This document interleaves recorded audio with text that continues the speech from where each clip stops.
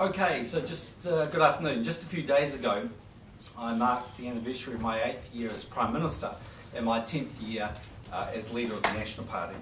Such an occasion seems a fitting time to not only take stock of the past 10 years, but to look forward. Being leader of both the party and the country has been an incredible experience.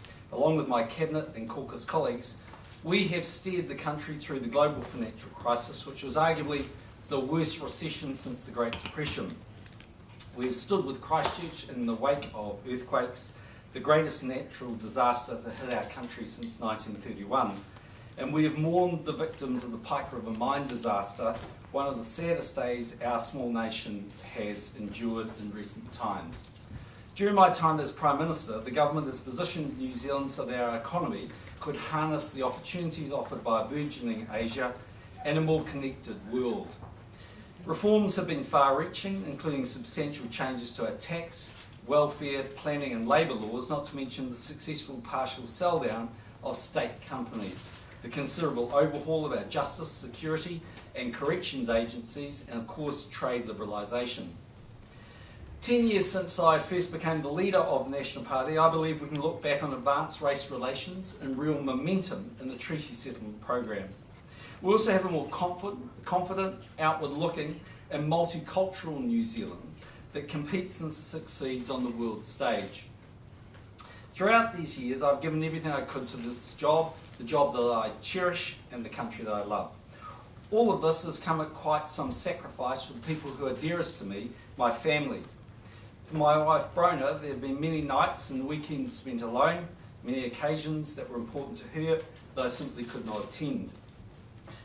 My daughter Steffi and my son Max have transitioned from teenagers to young adults while coping with an extraordinary level of intrusion and pressure because of their father's job. I thank them for their tolerance. Brona and I are immensely proud of them. My family has also had remarkable opportunities and experiences as we have met people and visited places from one end of the country to the other. We have celebrated alongside fellow Kiwis in their happiest times and wept with them in their saddest. Simply put, it has been for me the most remarkable, satisfying and exciting time of my life. But despite the amazing career I've had in politics, I've never seen myself as a career politician. I certainly never wanted my success in politics to be measured by how long I spent in Parliament. The National Party is in great shape. Bill English has told me that in all his years here, ours is the most cohesive cabinet he has seen. And I'm personally humbled and gratified that after 8 years as Prime Minister, my personal support from the public remains high. I absolutely believe we can win the next election. But I do not believe that if you asked me if I was committed to serving out a fourth term, that I could look the public in the eye and say yes. And more than anything else in my time here, I've tried to be straight and true with New Zealanders. I also believe that leadership change for the right reasons and handled well is good for a political party. For all of these reasons, I told my Cabinet and caucus colleagues of my decision to step down as leader of the National Party and as Prime Minister. It's my expectation that on Monday the 12th of December, National MPs will hold a special caucus meeting to select a new leader, and later that day I'll tender my resignation to the Governor-General. This has been the hardest decision I've ever made, and I don't know what I'll do next. But for me, this feels the right time to go. It gives the Cabinet and caucus plenty of time to settle in with a new leader before heading into the next election. With a proud record of strong economic management, a commitment to the most vulnerable in our society, and lots of ideas to keep lifting New Zealanders up in the world. It would be easy for me to say that I've made this decision solely to rediscover the personal and family life I once had, and that is a factor, but is one amongst many. Over the years, I've observed many leaders who in a similar position failed to take this step. I can understand why. It's an incredibly hard job to lead. But for me in the National Party, this is a good time to go. Party membership is high and the party is well funded. The caucus is talented and eager to serve, and one of the achievements of which I'm proud is having built with my colleagues a cabinet team that is capable, committed and cohesive. That is a great legacy for National's next leader. Just as I grasp the challenge of leadership, so will a new leader. Inevitably, they will bring their own personality, emphasis and priorities to the role. This is part of the process that allows a long-serving government to continue delivering. For my part, I'm confident that the caucus has a number of individuals who would make a fine future Prime Minister. It is inevitable I will be asked who I will vote for at the caucus meeting on December the 12th. Whoever the caucus selects will have my unwavering support, but if Bill English puts his name forward, then I will vote for him. For 10 years now, Bill and I have worked as a team. I have witnessed firsthand his leadership style, his capacity for work, his grasp of the economy, his commitment to change, and most of all his decency as a husband, a father, a friend, a colleague, and as a politician. Bill has, I believe, grown a great deal since he was last the party leader. 15 years on, he is more experienced, and the party and political cycles are quite different. I believe that National under Bill's leadership would win the election in 2017. This is not the time to thank all of those who've made the past 10 years possible for me. Nor can I stand here without acknowledging Brona, Steffi and Max, who have sacrificed a lot for me to be able to do what this job demands. No person in this role can succeed without the support of an enormous number of talented and dedicated individuals. I thank my deputy, Bill English, the cabinet and caucus for their loyalty and energy, and of course my wonderful staff, so well led by Wayne Eggleston, who's done more than I could have ever hoped or expected. I also wish to thank and acknowledge our support partners, ACT, United Future and the Māori Party, without whom the strong and stable government we have delivered would not have been possible. I have no doubt my successor will look to build upon these relations. Last but not least, I wish to put on record my everlasting gratitude to the people of Helensville for electing me and to the New Zealand public for the support, faith and encouragement. It's been a privilege to serve you all. I've always believed that the test of a good Prime Minister is that he or she leaves the country in better shape than they found it. Over time, others will judge whether I've done that. All I can say is that I gave it everything I had. I left nothing in the tank. Finally, while I intend to stay in Parliament long enough to avoid the cost and inconvenience a by-election would cause the people of Helensville, I will at some appropriate time prior to the next election step down as an MP. On that day, I shall walk from these buildings for the last time, a richer person for the experience and privilege of being here, and hoping and believing that New Zealand has been well served by the government I lead. Questions? Prime Minister, this is obviously quite a shock for the country. How quickly did you make this decision? I mean, when did you know? Yeah, so I've been mulling over the decision for all of this year. When I came back from New York, after the Security Council meeting there, I made the decision formally, I guess, in my own mind and as a family that I would leave before the end of the year. At that time, I told the Deputy Prime Minister, Bill English, that it was my likely intention that I would go. Obviously, I didn't tell anyone else because it's a very difficult thing to burden people with. And then I formally advised everyone, starting with the Deputy Prime Minister at 8 o'clock this morning. Why don't you want to go for the fourth term? Look, there are many reasons. The first is there's no way I could have served out a full fourth term. And I think in reality, if I got there and served 6 months or 12 months, I would have inevitably in the entire campaign had to look down the barrel of the camera and say, I'm going to stay for a full 3 years. And then I would have misled the public and deliberately misled them. And that's just not the way I've operated. I think secondly, for our family, 10 years at the top, it's a long time, it's a lot of lonely nights for Brona. And I really feel I owe it to the family to come home a little bit. But probably more, or as importantly as all of that, I really feel that leaders tend to stay too long. And I look at some of the other leaders around the world that have had the opportunity, have been on the top of their game, and we're polling 50%. I think as a party we're doing amazingly well, as a government we're doing really well. But I think that they sometimes stay too long. And I just felt this was the opportunity for me on top to do what very few leaders and prime ministers get the chance to do, and that is to transition to a new leader. And of course, the new leader will have a different style from me. They'll have a different, maybe slightly different emphasis or focus. But that's a healthy thing. It's how we potentially get a fourth term and maybe even a fifth term. I don't know. But it was just the right time for me. And I really felt I wasn't a career politician, and Sounds right? Is Billingham City will stand?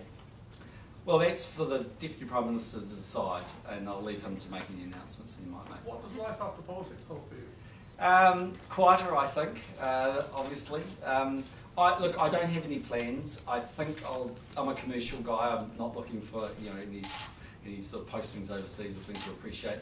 I think if I get those opportunities offered to me, go on a couple of boards, probably a few overseas and maybe one or two or something in New Zealand. I'll probably do a little bit of speaking internationally, but it'll just be a slightly quieter life and a chance for us to spend time together It's travelling. been said often enough that a lot of the success of your government relies on your personal popularity. Do you accept that, and do you accept that you're now putting National in a difficult position to win the next election? I think obviously there's been a brand around me that's been built up by the people around me, and they've allowed that brand to develop, and that's been a factor which has been helpful. I don't think there's any doubt about that. But equally, I think people have seen what the government has delivered, and I think in the end people vote on the issues that really matter. It is ultimately the economy and law and order and health and education. And whoever becomes the leader, I put on the table the cards that I hold. I think they'll be a fine Prime Minister, and I think they'll demonstrate to the country that they're worthy of a fourth term. And so often in politics, leaders leave because there's a coup and they stay a bit too long, and then they white out the next leader, and there's no clear air for the person to take over and demonstrate what they're capable of doing. And what the country wants is strong and stable leadership, and I think if we can transition to a new leadership team and do that efficiently and with unity and dignity, then I think we can provide that. But Prime after Minister, the what do you earthquake, do isn't this as a your- particularly tumultuous time for New Zealand for you to be abandoning the leadership? Yeah, so look, obviously I've given a lot of consideration to the current timing, and I believe that we, as best as I know it, through the worst of the situations, the core cabinet, 19 other members subject to the new leader will be there. I'll be in Parliament for a period of time, and I'd obviously offer any support that was required. But ultimately, let's argue for a moment that Bill English becomes the new Prime Minister. He's been Minister of Finance, he's been at my side through all of these things we've dealt with. We've been a very decentralised cabinet. While I've had the overall authority, of course, as Prime Minister, ministers have been able to cut their own cloth. And I think the country can take great confidence from the fact that they've got a very strong deputy. You Isn't didn't it have fair any to say agreement that- with Billingham, you didn't have any sort of Gordon Brown, Tony Blair type agreement going on there? Am I going? No, I'm not going for those reasons. No, I mean he I think genuinely believed he would never get the chance to do this, and he's been the most utterly loyal deputy that I think the country's probably ever seen. And he was probably more shocked when I spoke to him in September than a lot of people. But I personally believe he'll be a fine Prime Minister, and if not him, then it'll be someone else, and they'll be a fine Prime Minister. Isn't it fair to say that But- you wouldn't be talking him up if he was reluctant to do it?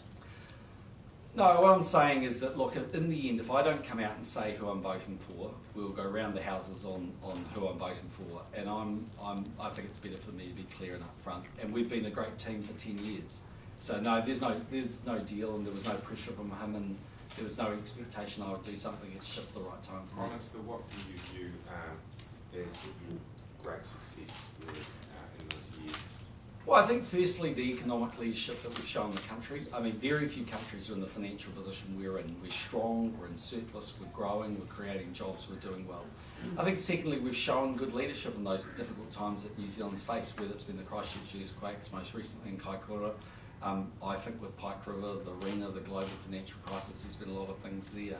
And I do think as a government, I'm very proud of what we've achieved in terms of trying to help vulnerable New Zealanders.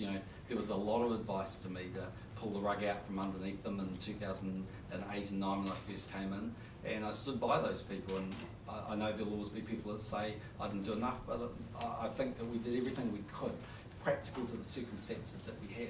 What do you think the competition for the top job will do to the unity within Cabinet and caucus? Look, there's bound to be some competition, whether it's either the number one job or the number two job. It's caucus is first amongst equals, and so in the end it's for the 59 members to determine who becomes the leader and the deputy leader.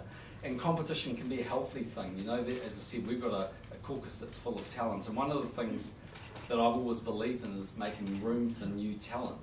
And, you know, let's be blunt, I've taken the knife to some other people, now I'm taking the knife to myself to allow others to come through and have those opportunities. And it's a healthy thing, it's a good thing. We've got a caucus that's full of talent.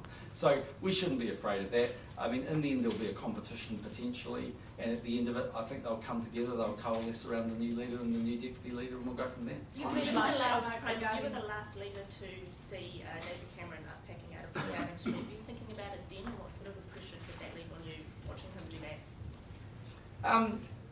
Well, I've certainly seen lots of leaders leave, probably not on their own terms, and by any definition I'm leaving on my own terms. It's nicer when you leave on your own terms. It doesn't make the conversations I've had this morning any easier. There's always going to be some tears, and there's always going to be some difficulty, because the people that work for me and the people that have supported me in terms of my cabinet and caucus colleagues, I feel a real bond with them. They've been amazingly loyal to me. But I really feel as though that sometimes you've got to make the hard decisions to make the right decisions, and this is the right decision for, I think, the National Caucus and actually the national-led government. And we might be able to do something that no other political party has done. Had a decade where I've had essentially the same poll ratings for 10 years, where we transitioned to a new leadership team, where I, you know, as the former leader, don't find myself in the position so many other former leaders in the world find themselves in, which is disgruntled and unhappy. And I suppose the only other last thing I'd say is that, you know, I've had amazing support from the New Zealand public. You know, just through it all, I've had that.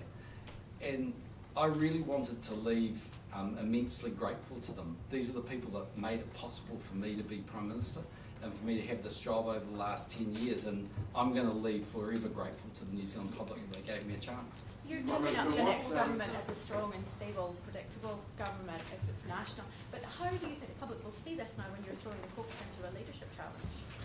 Well, they'll see it as change, but I think over time, as said, change can be a very healthy thing, and they know those individuals. And yes, look, whoever the leader is, inevitably is probably going to have a different style from me, but that's one of the good things. Every leader brings their own different way of doing things and their own nuances and their own perception of different priorities. And that's what gives the government a chance to win a fourth term and a fifth term, that when we go into the election, that people see them as, you know, a little fresh, a little different, a little more interesting. And I think one of the reasons why governments fail at that fourth term hurdle so often is that the leader never wants to leave. Everyone says, I've seen all this before, I've seen the video, and you know, it's not new. And this is the chance for us to demonstrate, you know, a newness about us. Now, yeah, of course people will say, well, if Bill becomes the leader, he's been there you know, a long period of time, but not as Prime Minister, and that's what makes it new. Prime Is Minister, there a what danger that happened you've just- in Prime Minister, what happened in New York to sort of spur this? You know, was it the fact that you'd obviously reached a high in terms of the Security Council, and also the fact that the TPP was clearly looking like it wasn't going to happen? Well, I think, look, there are always going to be some regrets, and one of them is that we didn't get TPP over the line. And you know, hopefully we will at some point in future administration. But we'd gone away to Hawaii before that, and to be frank, Rowan and I had a pretty long discussion about it. I said to her, look, you know, maybe we'll just take one last look at it when I'm in New York. You guys did all ask me in Q&A and in the nation whether I'd absolutely stand for a fourth term and for a full fourth term. And one of the things I said to Brian on the way home is I said, look, I just don't feel comfortable looking down the barrel of the camera and not being honest. And if I'm going to stay 6 months or 12 months, I run the risk of doing what happened to National in 96 to 99, that there was a change of leadership quite shortly afterwards. It destabilised things and it left the party in much worse shape. I honestly don't think on a family basis and on a lot of other reasons I could commit for much beyond the next election. So I've got no option but to do it now. Now's the right time to do it, rather than I've come too far to mislead the public. Because, you Did know, Rona give you I an asked you, ultimatum? sorry. Did Rona give you an ultimatum? No, she's been amazingly supportive, and if she wanted, look, if I really want to stay for a fourth term, yeah, she would back me. But I just feel, look, it's been a decade of a lot of nights home alone for her, and time's the right time for me to come home. Because Prime Minister, you know, I asked you directly there, you know, whether you would see out an entire fourth term. Did you find it difficult to answer that question the way you did at the time? Yeah, I just thought, look, inevitably I'm going to be dogged with that question the whole way through, and I spent a little bit of time thinking, okay, if I say I'm not going to stay for the full 3 years, then I'm a lame duck leader, and the entire campaign will be spent talking about who the Prime Minister is going to be after that. If I'm not honest, then I mislead the very people who are making me Prime Minister, and I don't feel comfortable about that. So in the end, now is the right time. Isn't there a danger that you've now levelled the playing field for Labour and the Greens in this, going into this election? You know, I'm not so convinced. I think that you know, in the end, the public will vote for the leadership of the country that they believe will deliver what is important to them. And I do think that it's a national-led government. I believe in everything I've said. I think Andrew Little believes in being more left-wing, and I don't knock him for that. I appreciate and I understand that's his perspective, but he is going more left. The centre ground is very open, and you know, there's a scenario here, and I may be proved to be right and I may be proved to be wrong, but there's a scenario here where with fresh leadership and you know, with the policies that they'll inevitably bring into the election, that National could get 4 terms, it could get 5 terms, it can do that, but it needs a refresh, and we're starting that refresh today. Prime What's Minister, your looking advice ahead for at your the, successor? Sorry. Oh, I think back your instincts. You know, you operate as Prime Minister not with perfect information all the time. It would be great if you did, but unfortunately hindsight has taught me that things evolve, and as stories evolve, there's always information you didn't find out straight away and you didn't know. But I think most of all, the public are amazingly forgiving of all of that, as long as you just, they look in your eyes and they believe you. And I think particularly television shows your heart, and I think in the end, if you're trying to do the right thing, they'll cut you a lot of leeway. Prime Minister, just looking at the political landscape ahead for a fourth term, as you would have done, you know, did the prospects of having to share power with Winston Peters in a different kind of arrangement, was that, you know, and I'm asking you honestly, was that part of the mix, that it might not have been John Key with a pretty easy majority, it might have been John Key with a tricky one? Did that play part in it? I genuinely think no. Look, I think in the end, Parliament's a place that's combative, and yeah, look what's happening in the US. On the one hand, you know, you've had Mitt Romney and Donald Trump calling each other all sorts of names, and all of a sudden they're dining together and talking about what might happen. So is it possible I could have done a deal with Winston Peters, and Winston Peters could do a deal with me if I was the leader? Yes, I think it's possible. And in the end, political parties, in my experience of being around here, are pretty much grown-ups. They know that every 3 years we have an election, and people don't want to go back every 5 minutes because they can't put their differences to one side. So I think it would have been possible, but frankly, I've had great majorities over the last 3 years. They've been obviously minority governments, but they've been pretty close to there, and it's been easy. But yeah. My question wasn't whether it was possible, it was like whether you would have enjoyed it. You know, whether you would have enjoyed it after those great majorities. I might have, but you know, it's not something I'm going to be testing. What would you wish you could have done that you didn't? There's a few things. I mean, I wish we could have got TPP there. I frankly actually wish we could have got the Kumidex into an ocean sanctuary, but we're going to get there eventually. I obviously wish we could have changed the flag. I know a lot of people had sort of, you know, thought I had ulterior motives, but I just think one of the things I feel, and I may be proved to be right or wrong, but one of the things I feel about New Zealand over the last 8 years I've been Prime Minister is it's become a lot more confident as a nation, and a lot more outward looking, and we've backed ourselves to succeed on the world stage. And to me, the change of flag sort of embodied that there was a New Zealandness about it. And look, you know, maybe if I had my time again, I would have pushed it much harder at the end. There was, referendums can be a referendum sometimes, that is used for political reasons, and we got a little bit of that and that's, again, it's all part of what went on, but I would have liked to have done that, but I didn't, and I'll leave it for another Prime Minister one day to consider the matter. You see at the Haven't you beginning of this, effectively preempted caucus's decision by nominating Mr. Allen? No, because in the end, caucus will make a call, and it may well be contested as the leadership or deputy leadership. But what I didn't want is ambiguity on my part that you guys asked me and the country asked me. Secondly, I've worked with Bill for 10 years. We've been an amazing leadership team. We've had a great working relationship, and to me, it would feel a bit odd if I wasn't backing the guy that I've stood alongside for a decade. If I didn't think he was right to be the Prime Minister, then I shouldn't have thought he's right to be the deputy.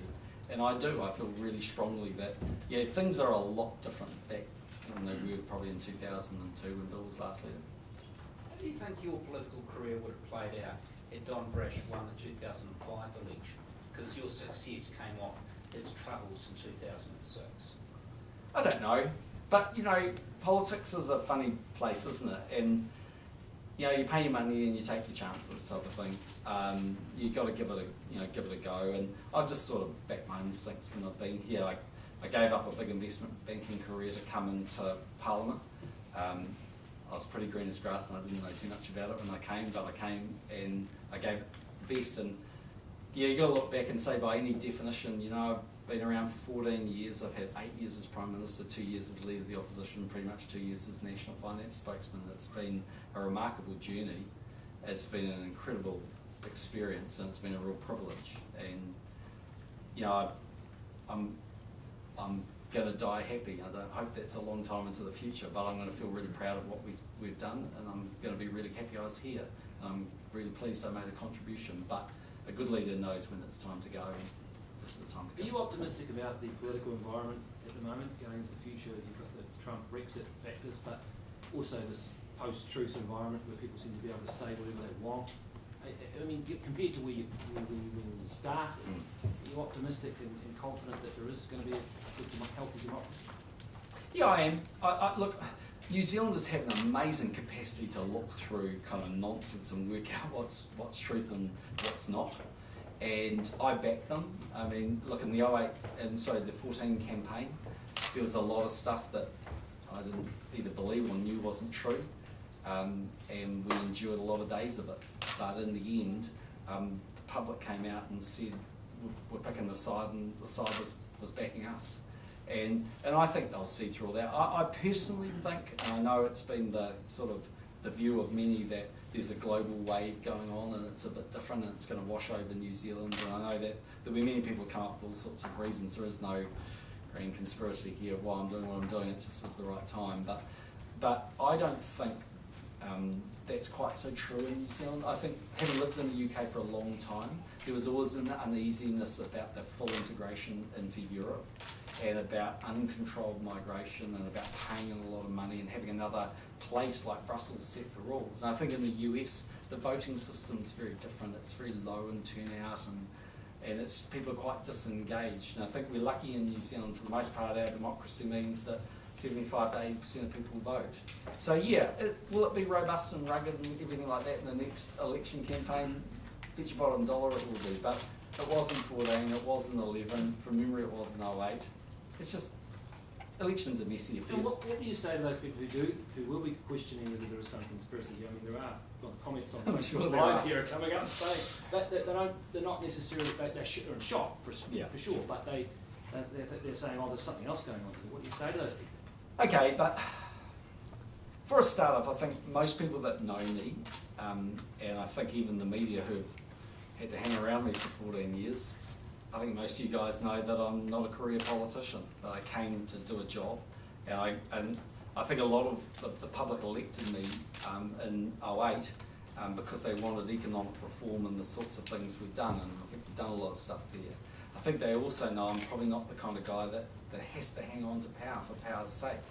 I'm quite happy to have a life where I'm not in front of the camera. In fact, my aim is to have a life where I'm quite subterranean, actually going forward for a long time. I've got some things I want to do, but I don't need to be in front of the camera. So there'll always be people that come up with a million conspiracy theories, but you know, I just encourage people to see it for what it is. It's the right time from a family perspective. It's the right time to hand over. I feel like I'm going out on top. I feel like I've left the party well funded, polling 50%, and Reed's transition to the new leadership to give them the best shot of winning a fourth term. How did you tell your cabinet and what was their response? So I started at 8 o'clock in the morning. I spoke to all of the cabinet members individually because I, obviously felt I wanted to do that. There was quite a bit of, surprise and shock, but a lot of support. They could understand it. There's obviously going to be disappointment from some of them, but this is a process where pretty quickly, they'll move to the new leader and the new deputy leader, and there'll be opportunities, and that's a good thing. So yeah, it was sort of hard conversations, but for my staff, I can't control what happens next, although I'm immensely talented and I'm immensely confident for them, but I don't like putting people at jeopardy, but unfortunately I don't control that process. You mentioned the intrusion for Steffi and Max. Yeah. Have they at any point said to you, we just want a normal life? No, one of the things I want to be really careful about is that yes, they've had an extraordinary level of intrusion, and yes, they've had all sorts of things, some of which are documented in the media and some of which are not. But equally, gosh, they've had amazing opportunities, and so's Brona and so have I. And me, obviously, the most of all of them, but there's so many New Zealanders that would just want to be in our position.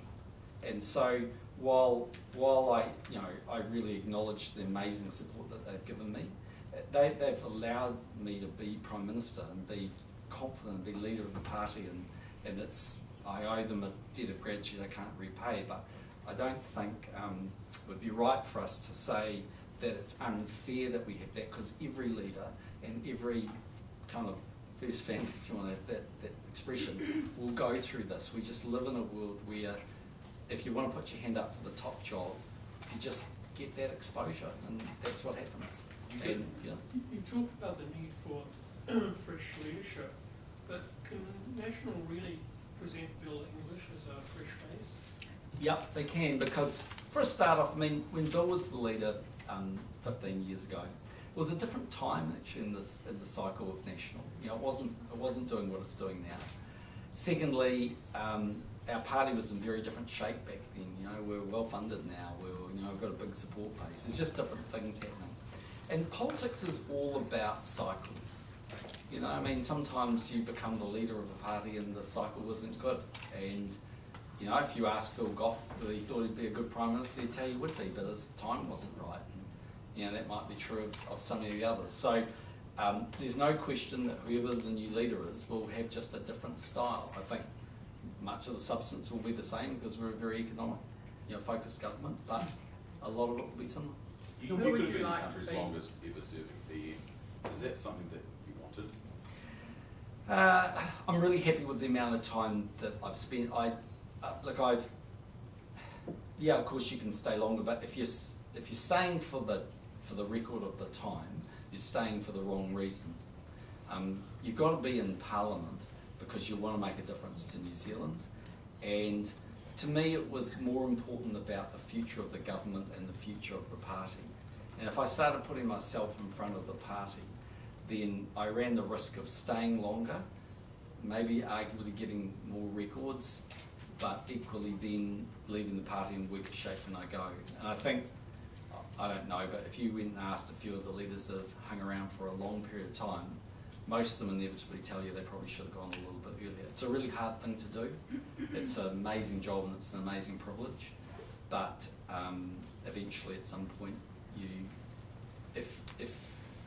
if you can muster that courage, you have to know that it's the right time. You talk quite a bit at the beginning of this term about addressing child poverty. Yeah. Do you think you could have done more or could have stayed longer to address that? I think as the economic opportunities allow, there'll be more that we can do in that space, but I really think one of the big things that we're doing, which is really around the investment approach and all the cross-agency activity, is making and will over time make a huge difference. And the work that Anne Tolley's doing now with the Ministry for Vulnerable Children and the likes, will have profound effects on those who are the least well supported economically in our society. I'm actually pretty proud of the fact that the first budget we did when we came back after the 2014 election was raising benefits, and the fact that we ensured that doctors' visits were free for under 13s, and that we poured more money into areas like working for families, and we insulated 300,000 homes.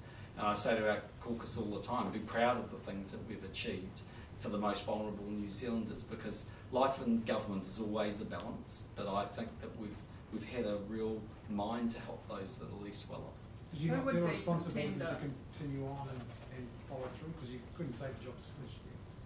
No, you can't say the job's finished, but I doubt any Prime Minister that's honest will be able to say every job is finished and every issue is dealt with.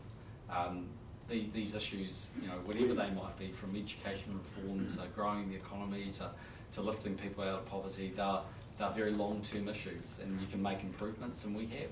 And I think in lots of areas like education achievement, you can really point to some remarkable results there, but it doesn't mean that every child's getting the education they need, and we just need to keep working on it. Who do you think would be the main contenders for Finance Minister if Bill English becomes Prime Minister? There's a number that are there. I'll probably leave you guys to speculate and work it out. But look, one thing that I do know is we've got an amazingly talented team, and as hard as this is, the harsh reality is that it allows that talent to get an opportunity to step up at so many levels, because I know from being the leader that when you make one move, it has lots of other moves. And if ultimately, for instance, Bill becomes the leader, then someone else has to become Deputy Prime Minister, and someone else has to become Finance Minister, and so forth and so on. So it presents a lot of opportunities. The Treaty of Waitangi, a unique document. Yeah. What's it been like navigating that as Prime Minister? Well, we've been lucky we've had Chris Finlayson. I think, as I said in my opening remarks, he's done a remarkable job as someone that's tried immensely hard to settle the claims and to navigate a fair and reasonable path. I think race relations have come on a long way. I think if you go back and look at the stuff that took place in 2004 and 2005, I mean, Don Brash is still arguing the same things today, but they don't seem to be resonating with the public in the way they were. And I think there's a growing maturity in New Zealand about understanding that the treaty is our founding document of modern New Zealand. And we as a country, more than anything else, want to live harmoniously with each other. And I think, like a lot of those things, you can whip up arguments, but in practice, the way that the treaty has been applied in modern New Zealand under our government's been effective. You mentioned you had some things you might want to do later in life. Can you talk about the sorts of things you are interested in? Probably take this and go. Yeah, I mean, look, I'm not desperately looking to do anything straight away, but the core of all of it, I'm a commercial guy. I think, if the opportunities come, I'll go on a couple of boards, maybe in Australia or in Asia or the States or New Zealand, but I won't be wanting to overburden myself, and I'll be wanting to take it slowly, and who knows, those phone calls may never happen and I may never get rung, but if I do, at some point I'll do a bit of that. Where do you want to live? Do you want to live here? Yeah, we're going to look. We're living. We're going to live in Auckland. That's our home. I don't think you can, with good conscience and good grace, be Prime Minister of a country for 8 years and say I'm out of here. I mean, it's different if you're Helen Clark and you're going off to the UN. She had a particular job that took her overseas, and I might do a bit of work overseas if I sit on the odd board overseas or do a bit of speaking overseas. But my home's New Zealand. I love New Zealand, and I'm staying here. But do you have any ambitions for international politics, UN or anything like that? No, definitely not. Do you think the caucus is going to descend into chaos without you there? I mean, you're the reason that it's so disciplined and stable. Is that at risk now without you there? Same answer to that question, definitely not. Thanks very much.